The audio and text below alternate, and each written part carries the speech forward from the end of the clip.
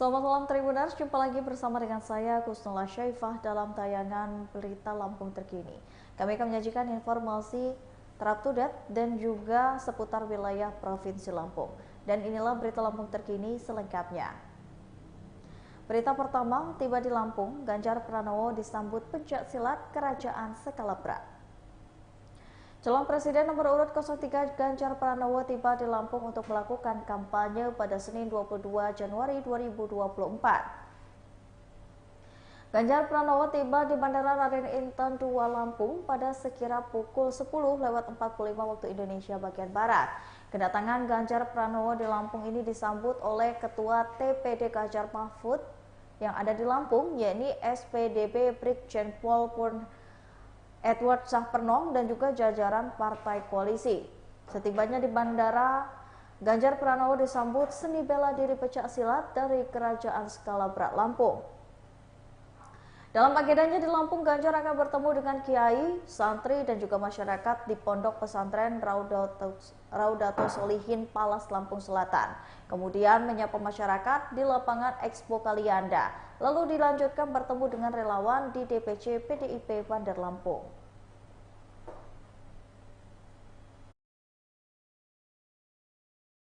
Saya sudah berkeliling. Petani protes pupuk yang mahal.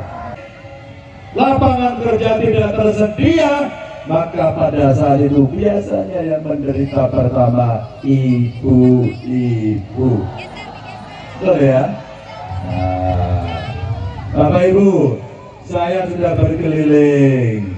Petani protes pupuk yang mahal. Betul? Betul ya? Ya nanti kita laporkan sama Pak Sudin. Dia dipanggil sama Pak Sudin ke Komisi 4. Ya, dia dimintai pertanggungjawaban agar subsidi pupuk tidak dikurangi lagi. Mesti ditambah.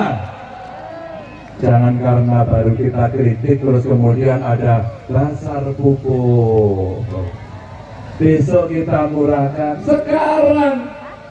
Sebab kalau tidak kita murahkan dari ini, tidak kita gampangkan dari ini, tapi produksi padinya kurang, berasnya mahal, tidak cukup, akhirnya impor.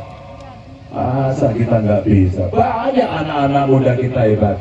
Tapi saya titip, anak muda yang di desa, perekuk muda yang di desa, tolong mereka juga mendapatkan perhatian ya. Tolong mereka mendapatkan perhatian agar kita semuanya bisa menyiapkan dari desa sekalipun mereka bisa berkreasi. Anak desa juga tidak akan kalah dengan anak kota. Maka mereka sekolah ke kota, pulang ke desa, membangun desanya, hidupnya sejahtera. Allah. Kalau di setiap ujung di desa internetnya kencang, hus, kencang, dia bisa mengembangkan bakatnya, internetnya murah, mau nggak internet gratis? Tapi untuk anak-anaknya yang sekolah, ya, untuk anaknya yang sekolah. Tapi saya pelaku UMKM Pak, boleh nggak? Nah itu boleh. UMKM juga boleh mengakses, sehingga internetnya murah, kencang, maka dari desa sekalipun, kita akan bisa mengembangkan seluruh potensi. Mami SG iming calon korban dengan gaji 32 juta sebulan. Polda Lampung mengungkapkan kasus modus yakni Mami SG untuk merayu calon korban sehingga mau menjadi calon pekerja migran Indonesia atau TKI ilegal. Dalam aksinya, Mami SG menjanjikan upah sebesar 32 juta kepada calon korbannya. Nilai yang dijanjikan yakni tak tanggung-tanggung mencapai 23 juta rupiah per bulan sampai seterusnya. Hal itu diungkapkan oleh Kabid Humas Polda Lampung Umi Fadila Astuti pada Senin 22 Januari 2024. Untuk proses pemberangkatan calon PMI ilegal, Mami SG menodong korban membayar 50 juta Biaya itu bisa dibayarkan korban dengan cara mencicil. Umi menyebut Mami SG kerap menyasar warga desa sebagai calon korbannya.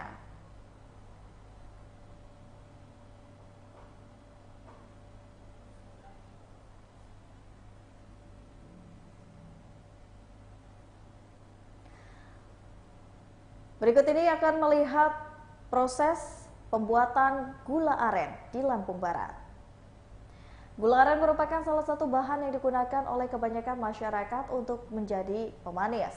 Di Lampung Barat, masih banyak masyarakat yang menjadi pengrajin gula aren dengan tujuan dipasarkan atau hanya untuk dikonsumsi. Setidaknya itulah yang dilakukan oleh salah satu pengrajin gula aren asal Kelurahan Pasar Liwa, Kecamatan Balik Bukit, Lampung Barat bernama Anton. Ia mengatakan masyarakat Lampung Barat masih banyak yang memproduksi gula aren karena bahan baku utamanya, yakni air nisa, masih mudah didapatkan. Ia menjelaskan proses pembuatan gula aren diawali dengan proses pengambilan air nira dari pohon aren yang biasa disebut dengan sadap. Setelah proses pemukulan atau pengetokan tadi, sebagai tangkai atau tanda bunga, tepatnya pada bagian atas dipotong dan ditunggu hingga mengeluarkan air nira. Dalam sehari Anton bisa mendapatkan air nira sebanyak 20 sampai dengan 25 liter. Air nira telah disadap itu pun bisa langsung diolah untuk dijadikan olahan tradisional gula aren khas Lampung Barat.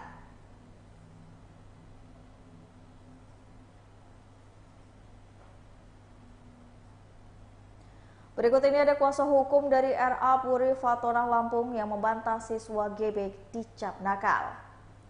Kuasa hukum sekolah Rodiatul Atfal atau RA Puri Fatonah membantah siswa berinisial GB dicap nakal. Kuasa hukum sekolah RA Puri Fatonah Heri Hidayat mengatakan pihaknya mengklarifikasi terkait siswa RA Puri yakni GA yang dicap nakal.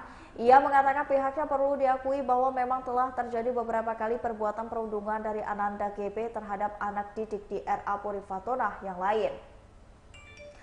Mantan aktivis Komisariat Fakultas Hukum Unila di HMI mengatakan pihaknya justru selalu memberikan kata-kata positif, yakni anak soleh, anak pintar, anak cantik, anak ganteng hingga anak baik. Pihaknya membantah terkait GB atau anak yang diasingkan. Dia, yakni GB, memiliki emosional yang tidak stabil dan membutuhkan perhatian khusus untuk menjaga tertibnya kegiatan belajar mengajar. Klarifikasi terkait pembelajaran dengan metode daring berbulan-bulan lalu.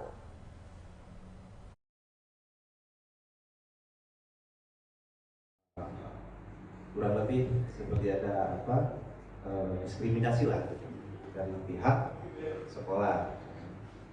Nah, siang hari ini saya Heri Hidayat beserta Aryo Prisapraja ini kami sebagai kuasa dari pihak sekolah RA Puri Fatonah mendampingi daripada pihak sekolah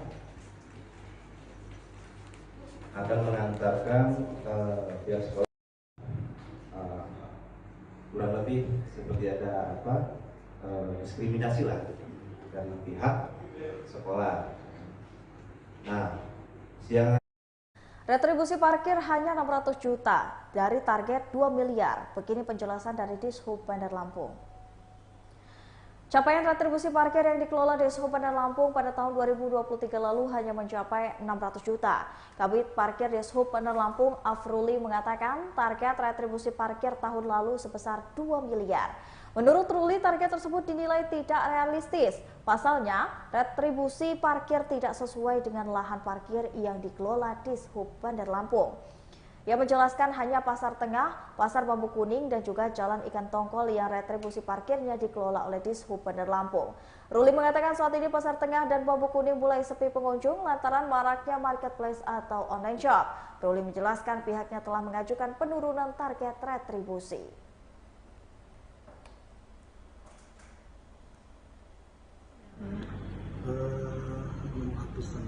Dari target 2,2 miliar. 2 miliar.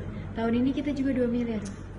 Ya, tahun kemarin ya. Tahun ini kan belum ditentuin karena kan dibagi-bagi nih. Ada yang terminal, ada dari keseluruhan itu kita waktu itu dikasih 2 miliar. Awal-awal dulu itu kalau nggak salah 6 miliar kita masih bisa dapat 90%. Itu belum dialiri. Pak, 600 juta itu didapat dari mana aja sih wilayah parkir kita? Iya, pasar tengah itu, Jalan Bengkulu, Jalan Padang, Batu Sangka, gitu. Yang dari itu pasar lalu itu masuk wilayah kan? Itu hanya jalan kentang kok. Oh, tengah doang. Iya. Jadi yang ke apa jalannya? Sini. Itu udah kewenangan. Ada parkir. Sepeda. Tahun ini kita ada penambahan tempat parkir nggak untuk disubsidi retribusi? Iya, Ada. Ya itulah. Hanya 2 itu ya? Itu Pak yang lebih utama di situ kita. Apa yang 20% itu angkanya berapa, Pak? Dishub Bandar Lampung keluarkan AMDAL Lalin di Superblok Wai Halim Bandar Lampung. Dinas Perhubungan atau Dishub Bandar Lampung telah mengeluarkan rekomendasi AMDAL Lalin Superblok Wai Halim Bandar Lampung. Kabid Lalu Lintas Dishub Bandar Lampung Iskandar Zulkarnain mengatakan, AMDAL Lalin Superblok Wai Halim telah diajukan sejak Agustus 2023 lalu. Ia menyebut proses pengajuan AMDAL Lalin Superblok Wai Halim memerlukan waktu 2 bulan. Iskandar mengatakan surat rekomendasi AMDAL Lalin yang pihaknya berikan di dalamnya meliputi tempat parkir. Kemudian terdapat juga 4 pintu keluar dan masuk Superblok, jalanannya, lalu lintas kendaraan di sekitar area Superblok dan sejenisnya. Dishub Bandar Lampung meminta pengembang Superblok di bekas Taman Hutan Kota Wai Halim Bandar Lampung ini memperhatikan dan mematuhi AMDAL Lalin. Sokap menyebut AMDAL Lalin adalah serangkaian kegiatan kajian mengenai dampak lalu lintas dari pembangunan. Jangan sampai lalu lintas di Superblok Wai Halim ini menjadi semrawut karena tak menerapkan AMDAL Lalin.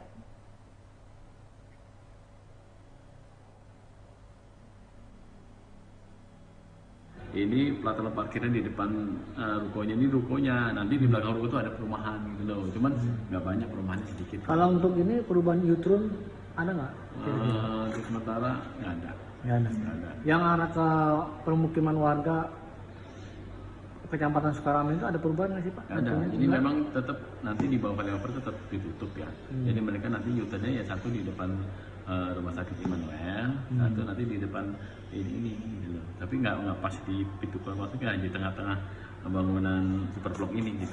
Oh, jadi di bawah flyover ditutup? Tetap ditutup kan, karena tutup juga memang sudah tertutup di bawah flyover kan. Jadi benar-benar kan tutup ininya mediannya. Mediannya? Jadi nggak ada crossing, nggak ada. Oh, nggak ada crossing. Dia istilahnya yang mau minimalisir dampak karena Jalan Soekarno itu kan ada mediannya.